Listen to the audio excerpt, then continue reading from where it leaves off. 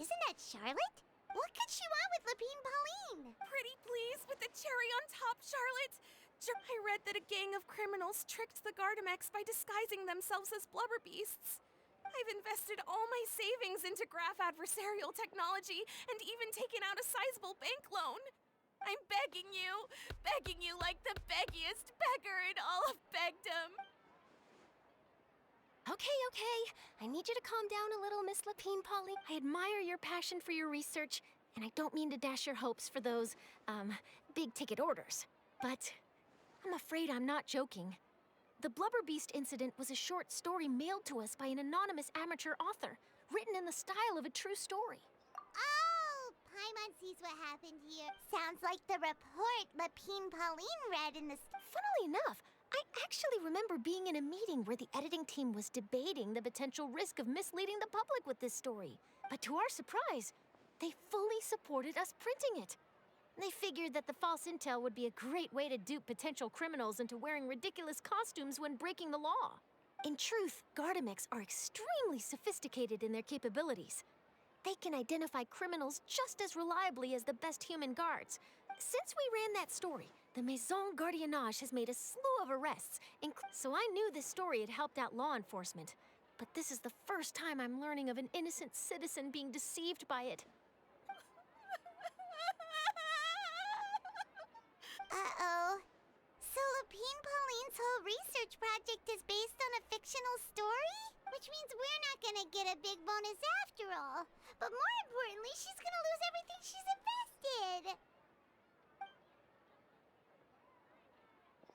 Traveler! Paimon! You're back! I was in the area taking some photos for a story when I got to talking to Miss Lepin-Polin about her. She was hoping I could write an article to spread awareness about image recognition technology. I unfortunately had to dash her hopes, and I'm afraid all your hard work was in vain too. This is a new situation for us too. It's such a pity. It seems like the author was only trying to make the story interesting, and the Maison Gardiennage only had Fontaine's best interest in mind. Wait, Miss Lepin-Polin, what are you doing? I'm gonna pick a fight with a Gardamex, head to the opera at Biclez, and get a one-way ticket to the Fortress of Meropide. That way, I won't have to repay my debts. It's the only way I can afford to keep on living. Whoa, there's no need to go that far. I mean, come on, look at you. You wouldn't even dent the Gardamex armor. And actually, instead of going into the technicalities of that, how much did you actually invest? 270,000 mora. Okay, well, escaping to the Fortress of Meropide over a sum like that seems like a last resort. Not anymore. I used to be an equipment supplier to the Fontaine Research Institute before that blew to pieces. It's not just my savings that are gone. It's my whole future as a graph adversarial technology specialist and my dreams of becoming a billionaire one day.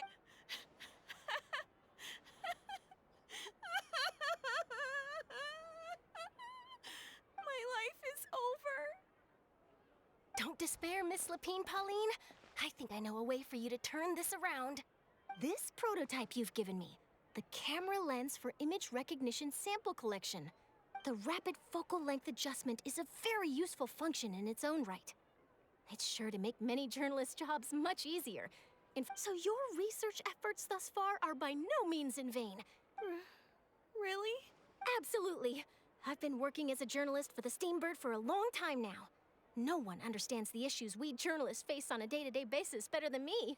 So keep calm, take heart, and start thinking about mass production. I can't believe it! If this is true, then I can look into setting up a whole camera lens development pipeline.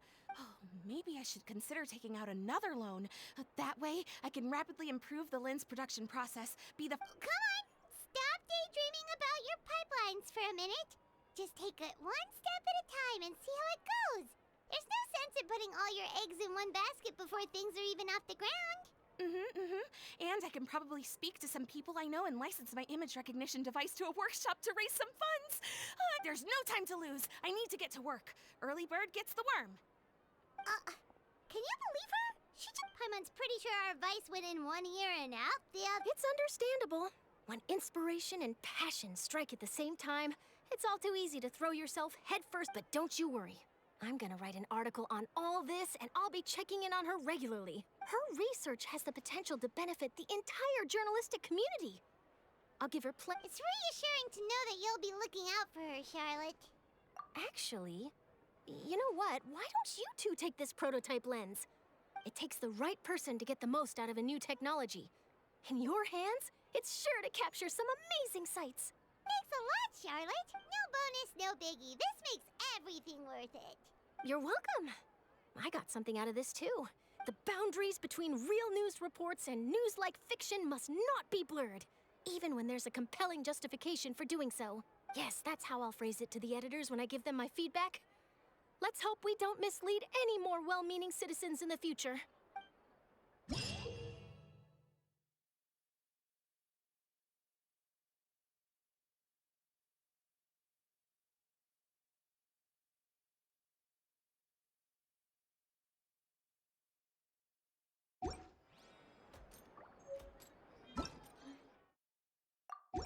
The ability to appreciate beauty is an important...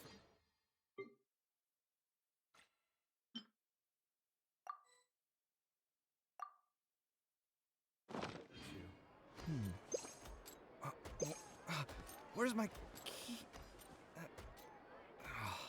Not again.